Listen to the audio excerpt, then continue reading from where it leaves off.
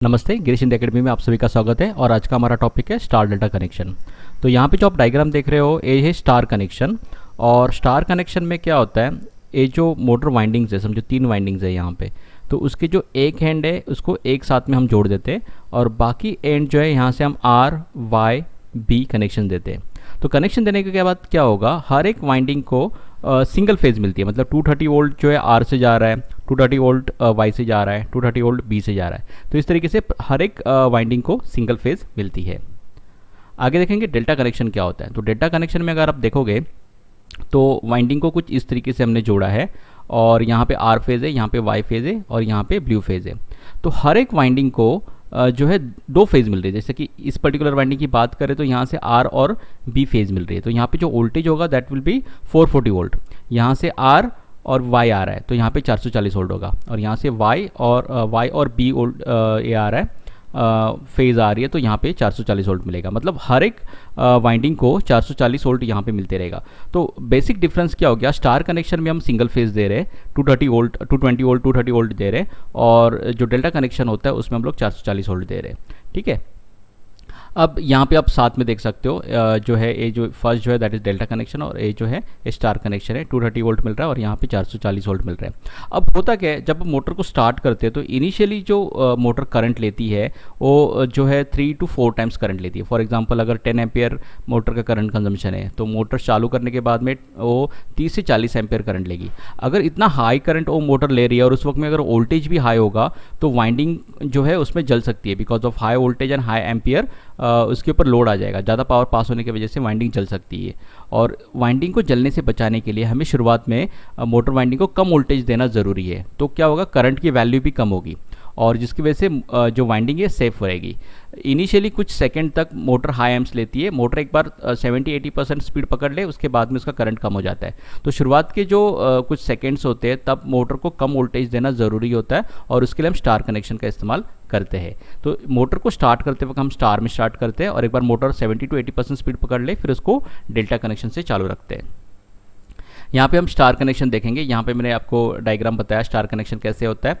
हर एक यहाँ से फेज़ आती है, समझो यहाँ से आर, यहाँ से वाई, यहाँ से बी फेज़ आ जाएगी और हर एक वाइंडिंग को 230 या 220 वोल्ट जो है मिलते रहेगा। ओके, यहाँ पे मैंने सर्किट डायग्राम बनाया है। यहाँ से फेज़ आ रही है आर वाई बी, यहाँ पे एक एमसीबी है, फिर यहाँ पे कॉन्टैक्टर है, यहाँ पे ओवरलोड रिले है। ये मोटर के टर्मिनल है U1 V1 और W1, यहाँ पे W2 V2 and U2 connection है यहाँ पे। और क्या कर दिया यहाँ पे, इसको जब हम ऑन कर देंगे तो पावर सप्लाई जो है मोटर को जाएगी। जैसे डायग्राम में बताया कि सिंगल फेज जा रहा है, यहाँ से R सिंगल फेज आ रही है, यहाँ से Y आ रहा है और यहाँ से बी आ रहा है और यहाँ पे एंड में सारे कनेक्शन को हमने स्टार कनेक्शन में जोड़ दिया है। तो मोटर को सिर्फ सिंगल फेज ही यहाँ पे मिलेगा। अब इसको ऑन करने के बाद क्या होगा, देखो ये ऑन हो गया। ऑन होने के बाद पावर सप्लाई जाएगी और इसके जो दूसरे सिरे है उसको हमने एक साथ में जोड़ दिया। जैसे यहाँ पे देखो एक साथ में जोड़ दिया, वैसे यहाँ पे जो W2 V2 और U2 जो है उसको हमने एक साथ जोड़ दिया। अब मोटर जब स्टार्ट होगी तो मोटर में सिर्फ 220 वोल्ट या 230 वोल्ट ही पास होगा, जिससे कि मोटर के ऊपर ओवरलोडिंग नहीं होगी या ज़्यादा उसमें से करंट पास नहीं होगा। ठीक है। फिर क्या होगा, अगर आपको डेल्टा कनेक्शन करना है तो डेल्टा कनेक्शन इस तरीके से होता है। डायग्राम में आपको दिखाया है कि दोनों साइड से फेज़ आती है, यहाँ से भी फेज़ मिलेगी, यहाँ से भी फेज़ मिलेगी, यहाँ से भी फेज़। मतलब एक वाइंडिंग को 440 वोल्ट मिलते रहेगा। उसका कनेक्शन कैसे रहेगा, आर फेज़ जो है यहाँ से हमने कनेक्ट की है, देखो आर फेज़, तो अपोजिट साइड से इसको एलो फेज़ मिल रही है। मतलब ये जो U1 कनेक्शन है यहाँ पे हमने आर फेज़ दी है और U2 से इसको एलो फेज़ मिल रही है। यहाँ पे वाई फेज़ आ रही है V1 से, तो V2 से इसको ब्लू फेज़ मिल रही है। यहाँ से अगर ब्लू फेज़ आ रही है W1 में तो W2 में रेड फेज़ आ रही है। तो हर एक मोटर की वाइंडिंग के कनेक्शन को हम 2 फेज़ दे रहे हैं। 2 फेज़ देने की वजह से यहाँ पे 440 वोल्ट आ जाता है और मोटर जो है फुल स्पीड में यहाँ पे चलती है। मतलब यहाँ पे पावर ज़्यादा होगी। तो मोटर स्टार्ट होने के बाद में कनेक्शन डेल्टा कनेक्शन हम कर सकते हैं।